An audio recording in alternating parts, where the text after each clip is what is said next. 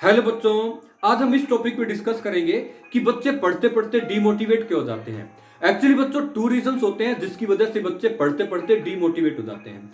First reason तो ये कि बच्चों को पता ही नहीं होता कि हम पढ़ें क्यों, उनके पास एक क्लियर विजन नहीं होता।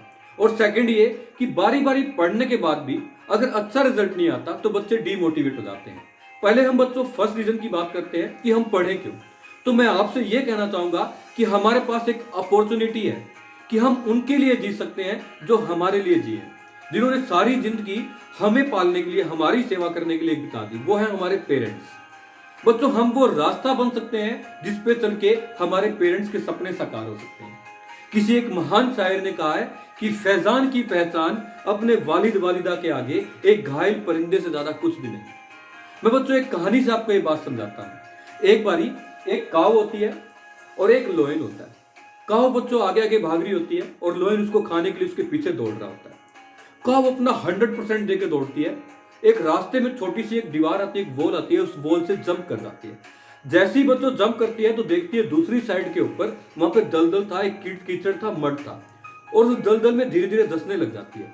उसके पीछे पीछे लोयन आता है बच्चों, वो भी वही जैसे ही जंप करता है तब लोयन भी इस दलदल में धंसे जा रहा है। दोनों खूब रोते हैं, खूब चीखते हैं, मदद के लिए, हेल्प के लिए पुकारते हैं। लेकिन थोड़ी ही टाइम के बाद जो काव होती है वो हंसने लग जाती है और ऊपर आसमान की ओर देख के अपने मालिक का, अपने गॉड का शुक्रिया अदा करती है।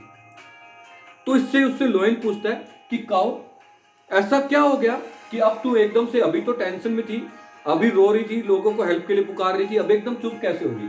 तो काव उस पर यह रिप्लाई करती है कि मुझे तो मेरा मालिक ढूंढते ढूंढते आ जाएगा। जब मेरा ओनर ये देखेगा कि काव कहाँ गई तो वो क्या करेगा, मुझे ढूंढेगा और ढूंढते ढूंढते मुझे मुझे यहां से हेल्प करके बाहर निकाल लेगा। लेकिन लोयन तू रो, तेरे पास टेंशन के दिन है। क्यों क्यों रो बच्चों? क्योंकि आप समझ सकते हो लोयन को बचाने कोई भी नहीं आएगा। तो बच्चों मैं भी आपसे यही कहना चाहूंगा कि अपने को लोयन की तरह नहीं बनना कि हम सब अपने आप कर लेंगे, सब अपने पे डिपेंडेंट हैं और हर चीजों को ऐसा सोचना कि हम ही सब कर सकते हैं। ऐसा नहीं करना बच्चों। अपने को काव की तरह सॉफ्ट बनना है बच्चों। हमारे जो मालिक है वो हमारे पेरेंट्स हैं, उनके लिए अपने को जीना है, उनके सपनों को साकार करने, ये हमारी प्रायोरिटी होनी चाहिए बच्चों। अब हम सेकंड रीजन की बात करते हैं कि हम पढ़ें कैसे कि हमारे पास रिजल्ट आए। तो मैं आपको बताता हूं कि आप किस तरह से पढ़ो जिससे कि आपके पास अच्छा रिजल्ट आए।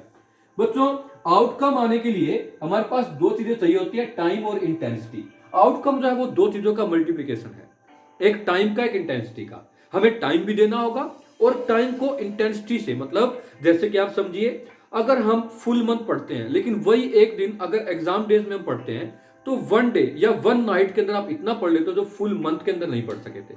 मतलब उस टाइम पे जो हमारे पढ़ने की इंटेंसिटी या हमारी कंसंट्रेशन होती है वो ज्यादा होती है। बच्चों इन दोनों रीजंस के अंदर भी जो टाइम है बच्चों वो लिमिटेड होता है। वो ओनली हमारे पास 24 आवर्स है, जिसमें एवरेज हम 6 to 7 आवर ही सेल्फ स्टडी को दे सकते हैं। तो एक जो कम इंटेलिजेंट बच्चा होता है वो भी 6 to 7 आवर्स ही एक अपनी सेल्फ स्टडी को दे रहा है, लेकिन इंटेलिजेंट बच्चा जिसका रिजल्ट आ रहा है वो भी इतना ही टाइम दे रहा है। लेकिन फिर ये डिफरेंस क्या है बच्चों? वो डिफरेंस है इंटेंसिटी का। हम इसको तो चेंज नहीं कर सकते। ऐसा नहीं कि हम मतलब टाइम को 24 आवर्स से 25 26 आवर्स नहीं, लेकिन बच्चों हम उतने ही टाइम के अंदर ज्यादा इंटेंसिटी देके ज्यादा आउटकम को ले सकते हैं।